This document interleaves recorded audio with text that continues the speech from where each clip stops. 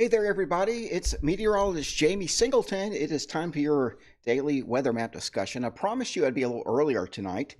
Um, I was hoping to get it done this afternoon, but I went ahead and mowed the yard because it looks like the Amazon rainforest around my house because we've had so much rain here in Southwest and South Central Virginia lately. We got some more coming tomorrow, and lots going on here. We've got the polar vortex still going to make an appearance for the weekend. In fact, the models are looking even colder than they did just a couple of days ago. And we're solidifying on the fact that we'll see some interior snow through the Northeast. We're also looking at this disturbance that's swinging in some rain, some lift out ahead of it through the middle part of the country. And as promised, not really promised, but we talked about this last night, areas right along the Oklahoma-Texas border, Red River Valley here seeing the severe thunderstorms and some prolific hailers again this evening. I mean, this is right where we were looking yesterday. It's amazing sometimes when that works out. I'm going to get rid of the radar for a second because I want to show you this. You want to see upward diffluence? Check out the V. It's a sideways V.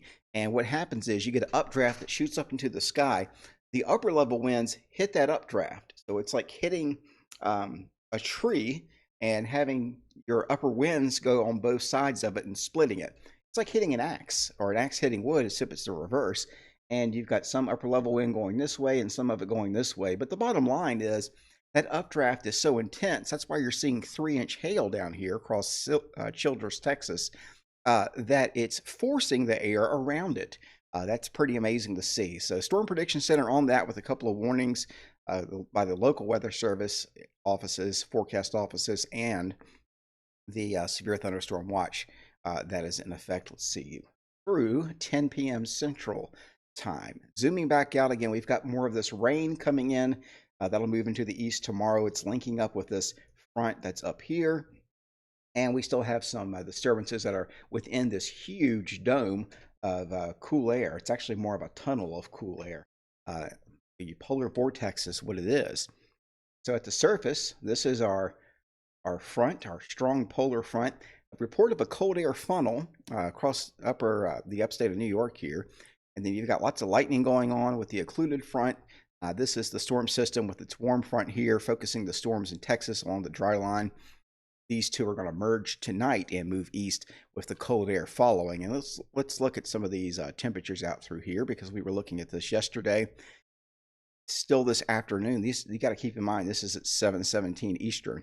It's we're in the teens and 20s out across the Hudson Bay here, Canada. And I'll show you here just how cold this air is for this time of the year. No, it's not uncommon for it to get cold in May for this time of the year, but we're talking shattering records that go back a long time. So this is some of the most unprecedented cold that we've probably seen in a while, in decades, for May. Now, everything has an opposite effect. You know, you've got folks that say, okay, well, where's global warming at? Well, it's global. So if it's not occurring where you're at, it occurs because the jet stream is actually weaker with a warming climate in the northern latitudes. That makes the jet stream weaker. If you take a belt and you make your tension on it weaker, you're going to find it does this.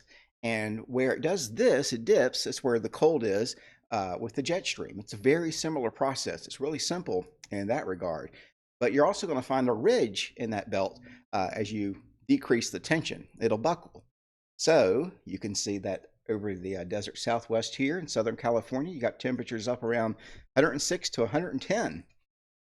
And that's record heat. So it's the cold is being offset by the heat.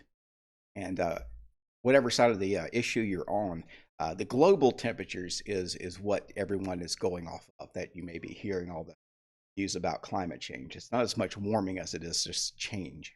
So you can look, we'll go into the here and now, which has nothing really to do with climate until you do it at a long term. But you can see, I've been calling this the fidget spinner over here because this upper feature here, this polar vortex, has distinct lobes that are rotating around it. So it's a system within itself, really. And as I animate this out, first want to tell you what's been happening. I heard a couple of folks on the news yesterday. The news anchor said to the weather person, "What's going on?" So I figured I would want to, show you that. all winter, we were in a pattern where we had no ridge here, we had a trough here. Now we've got a trough here. We had a ridge here, and we had basically everything was opposite, okay? So over Greenland, this is where, of course, the United States is, eastern U.S. Over Greenland, we had lower heights here, and we could never get this cold air to lock in all winter. Well, now that we're in the May, we do have what we call high latitudes. This is latitude as you go up the ladder here. This is high latitude blocking. And what it does is it forces the cold down across the eastern United States. And it's a very unsettled and snowy pattern in the wintertime. Now we're just getting it in May. Yes, it is unusual. But it's also the fact of the matter is it's just a simple, it's just because the blocking has come out a few months later now. Is this a new normal? Who knows? Probably not for, the every single year. Maybe next winter we'll have this in winter. Imagine that. But things are unusual for sure. It's very interesting to talk about. And as we go through Saturday, this is the polar vortex. You see those tremendous height anomalies here in the purple showing up over Vermont and New Hampshire. You've got just a crazy ridge in terms of other anomalies showing up here. That's in meters. So 500 meters, close to 280 to 500 meters above where we normally are for this time of the year. And no one expects this map to be normal, but this is very, very amplified. To have something that cold or that low and something this high up in the atmosphere at this level is pretty amazing. But notice how, I want you to keep your eye on this general area. Notice how as I animate through this, that doesn't really move. It tries to lift north finally by Wednesday, but that's not until Wednesday of next week. And that's in question too, because I'm not sure. You see, we still have some ridging here in parts of Greenland, and we've got some ridging out in Alaska. The only thing that really changes is the Pacific. We start to introduce troughing back here and then to the West Coast more. So that may argue for a little bit of a recovery here, but this still is not a very warm pattern even next Wednesday and a Thursday. Really Thursday and the Fridays when we start to see some ridging take place, but even then it's probably just average for a lot of locations on the East Coast. Surface temperatures, we're going to have that big front coming in tomorrow, so it's just going to be a rainy but mild day for a few areas on Friday. Temperatures may be up to around 60, especially in the 60s across the Carolinas, but where I'm forecasting in Virginia, we'll upper 50s to lower 60s will do it. But across other areas, it never really recovers because we've got the rain blocking out the sunlight. But still, it was a nice day today. That was one of the rare few days we'll have of nice weather for a lot of the country. Then as we go into Friday evening, we start to see the colder air work itself down from the Ohio Valley. Now, this is going to cool temperatures enough for snow off to the west. We'll likely have temperatures falling down enough for a changeover here in the Greenbrier Valley of West Virginia by 8, 9 o'clock on Friday, and then going into Saturday. Still mild in the east, but an incredible gradient here. So at some point Friday night, we'll have temperatures in the upper 20s across Pocahontas County and Greenbrier County, West Virginia, and still near 60 on the coast. Some incredible temperature contrast, and that's going to aid in some wind as well. We're going to have some wind advisories up, I'm sure, and some gusty winds, maybe some isolated power outages as this front moves on through. And you can see Friday night, early Saturday morning here, we're going to have the wind. It may save a few locations east of the mountains, east of the Blue Ridge, from getting right around freezing, but locations west of the Blue Ridge and along the crest are going to be right at freezing, if not below. And then we've got to do that all over again coming up Saturday night into Sunday without the wind, which means it will be even colder outside. Let's go up to 18,000 feet because now I'm going to show you just how cold this polar vortex is compared to all the observations we have in history. Okay, this is the temperature at 500 millibars, about halfway up in our weather layer of the atmosphere. So you've already got some pretty cold readings. Negative 22 is where we're at across a good part of the mid-Atlantic into the Kentucky area. That's cold for this time of the year. That's what we call cold. So when you see negative 39, negative 40, that's off the charts cold for this time of the year. This is valid Saturday morning. So this was the actual polar vortex here. You can see added cold air that gets drawn into the system, and that cold air physically sinks the heights down even more, which aids in the development and further development of the trough. So it's all kind of connected, and right now it's snowballing. If you pardon the term, I mean that's what's happening. It's all combining to reinforce the cooler air, and that's having an effect on our temperature trend. This is the trend for next week compared to the previous 48 hours. So where you see the blue areas, and I'm going to stop it here at 12Z Monday. Next week, we were looking at maybe Monday warming up, Mother's Day, Monday, Tuesday warming up. Now the models are trending quite a bit cooler. These are not weather values, these are trends. The heights are still weather values, but the actual reds and the blues, that's how the models are changing with time. And a lot of meteorologists, just like if you watch the stock market, you're not really concerned about the price as much sometimes as you are whether that price is going up or down. And it's going down Monday and Tuesday of next week. That's what all that blue means. Even our long ridge here that we were looking at maybe giving us more in the way of some warming conditions. It's not as robust as it was. Is it quite as cold? No, but next week it's not going to be as warm as it looked just 48 hours ago. Going back to our 500 millibar temperatures here, 29 below. Let's go into Friday, into Friday night. There it is. There's your cold air. So this is Saturday. 40 below at 500 millibars, 37 below in Albany. So let's look at Albany. Storm Prediction Center has this. This is out of, let's see how many they've got up here. Yes, back to 1948, 46,573 upper air balloons, soundings. And this is the plot of the lowest values in blue. This is the average. This is the highest observed. And I've got the 500 millibar temperature, what we were just looking at here. That's what's plotted, okay? So this is the year, or the time of year. So we're in May. And looking at what? May 8th, 9th, 10th. And let's take it to minus 37. So we would be right here. See, our range is right here. We're going to be way outside of the even coldest values. So we'll have record low heights and record low 500 millibar upper air temperatures for this, which really means the potential is there for some snow. Got that? Let's go to this surface map from WBC, and it shows you the thunderstorms congealing into more just showers and thunderstorms tomorrow, I think, for Friday. Severe threat limited to the Gulf Coast states, but watch out for some strong storms here as well. It's a strong front. And then you've got the wintry precipitation into western Pennsylvania, and all up and down this front you've got rain, so it'll be a wet go of it. Just put some more rain next on the windshield today in Virginia. Friday evenings when we start to really see things change, and what's really enhancing the snowfall potential is a second area of low pressure or another area of low pressure that forms along the front of the surface. There it is near DC. So as you know, to get snow in the east in the wintertime, you need a low on the coast. Well, you can also get the low inland, but you're going to have interior snow. So I do think it's an interior snowstorm from Pittsburgh up to Albany, New York, and into Maine, interior New England here. By Saturday morning, the cold air wraps around, and we've still got some lift out ahead of our upper level system and underneath our closed low aloft. We just saw that. Very unstable, heavy snow squalls.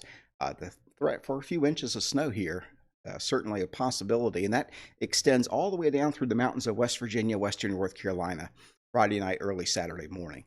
Now, for most of us in the mid-Atlantic, south of the Mason-Dixon line here, high pressure moves back in for Mother's Day. So that's the good news. But the bad news is high pressure moves back in for Mother's Day. And what I mean for that is the afternoon on Sunday is going to be milder, kind of nice. But the morning will be downright cold, and most areas are going to be 32 or below because we're going to have optimal conditions for radiational cooling. Winds calm, clear skies, dry air in place. Any heat that we get Saturday, there won't be a lot, is going to go out into space. A lot of areas Saturday in Virginia won't get to 50, 55. They'll be in the 40s.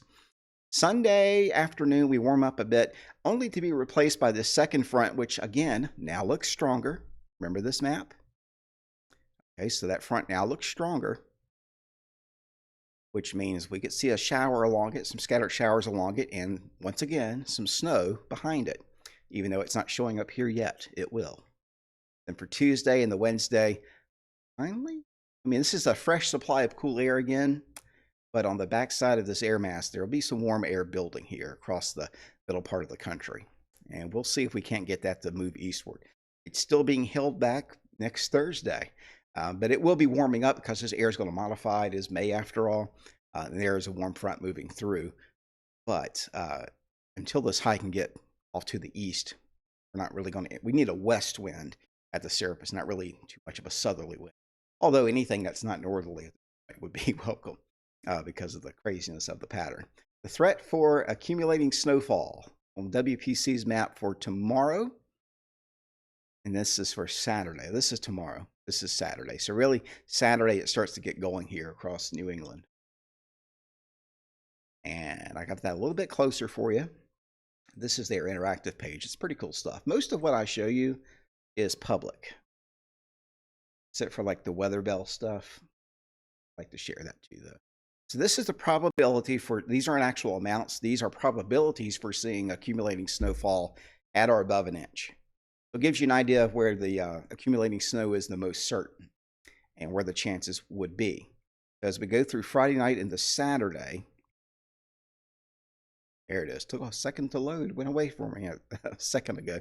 Most confident through the Catskills here, and then through the Appalachians, Potomac Highlands, and getting into the Greenbrier Valley. Even we've got some confidence now showing up in Bath and Highland County across Virginia.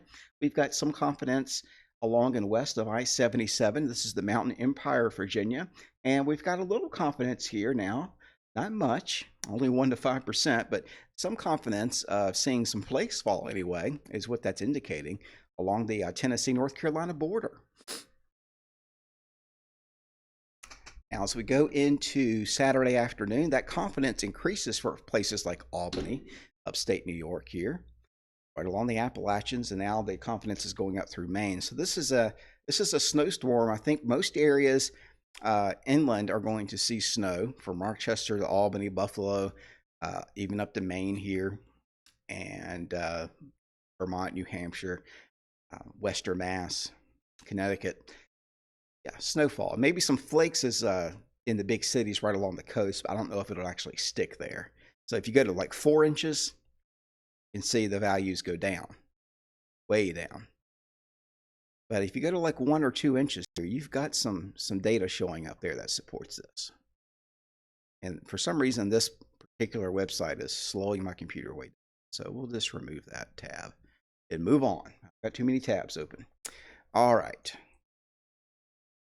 How does it look on the relative humidity side? This is the critical area for seeing moisture. We've got the low coming up at the surface here. This is 700 mid to upper level atmospheric moisture, clouds and rain, or precipitation, I should say, more than likely where you see the green areas. The dry weather is the brown areas. This is Friday afternoon, so most of the lift and the rain will be Friday afternoon and evening for the east, mid-Atlantic. And then northeast, it's going for Friday evening into Saturday. You see that low has a good palm ahead here. This is going to be a good region where we see the deformation zone and some pretty good snow because it will keep wrapping around that low that's going to get cranked up on the coast here across New England here. Watch the front. This is Friday evening. The purple areas are where we are squeezing together different temperatures, and that's called frontogenesis. That's where lift occurs too. So you've got some frontogenesis coming across with the front in the mountains because you've got warm air out ahead of this, cold front, and behind it you've got cool air that'll get banked up against the mountains like syrup. Then it's going to slide over for early Saturday morning. So this will be an area that will undergo some precipitation as the cold air moves in. And then you've got your warm front here, and in this region, of this purple here, this is where the best chance of seeing the bigger snowfall rates will be. And you can see that that's a good gradient there. We've got probably a marine layer coming in to the coastal communities, and then our winds back around here. So right in this area here is where we're going to see some dynamic lift. And you can see coastal Maine here, incredible dynamics here showing up as we force that warm air into the cold air. And all of that cold air from aloft also gets involved. That's just kind of a nerdy thing to look at. I wanted to share that for you on the technical side. Here's how the Northeast looks tomorrow. And the Friday, again, it's mainly rain to start. But here across West Virginia, Wheeling, and then going into Parkersburg and north and west of Harrisburg into Binghamton, Elmira, here it's snowing. Here's your Finger Lakes. Then it switches, the lift goes into eastern areas, Albany here, northern New Jersey and Massachusetts here. Boston, more than likely just rain. It's just the Euro, but maybe ending as a period of snow. Most of your accumulations are going to be a little bit tucked away from the coast, although that's an impressive setup for Maine. You can see the heavier snowfall there. So we're going to get some high numbers, I think, in Maine. And then if you go south into the ski country of West Virginia, I did want to show you this for my Virginia peeps. Again, it's rain for Friday afternoon, Friday evening. Already as early as 8 p.m. though, it's heavy snow in West Virginia, and it's changing over between rain and snow. So this means you may see what's called the white rain. You can see Snowshoe Mountain showing up right there. That's pretty neat, that one pixel. Look at this though. This is 2 a.m. Saturday. Floyd County, Virginia, it's snowing. Montgomery County would be getting rain. You can't go too much from this, but this is elevation. This is an elevation snow event.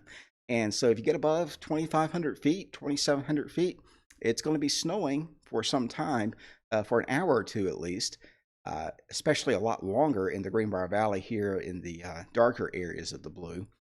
Just to give you an idea, watch how the downsloping kills it here as you go into Saturday morning. Dunzo. But you still have some remaining areas of snow and snow showers in the mountains. That is incredibly neat to see. CPC outlook here, looking for relief, looking for a change. 6 to 10 days still has it. Your odds of seeing cold. This isn't a value of how cold it will be, but these are your odds of seeing it cold, or more certain here in the darker blues. So overall, cooler than normal is your chances leaning in that direction. But if you go to 8 to 14 days, there is that pattern change that we're counting on after the middle of next week. Get there, we shall see. Now, what's the precip do? Well, we still stay pretty unsettled here next 6 to 10 days, next couple of weeks here, go a little further. And even though we may be warming up, it's still going to remain fairly unsettled according to the Climate Prediction Center. So there it is, about a 23-minute dissertation, but wanted to give you the good stuff, all the meteorology that's going on. Appreciate that, and appreciate what's going on. I thank God every day I'm able to study something that I love as a Christian, and I hope that you enjoy what I bring to the table. Let me know what you get in the comments. Keep in mind, maybe share this around. I'd like to get a few more subscribers, but I'm trying to do these daily so folks can enjoy the amazement that is meteorology, the weather. Have a good one.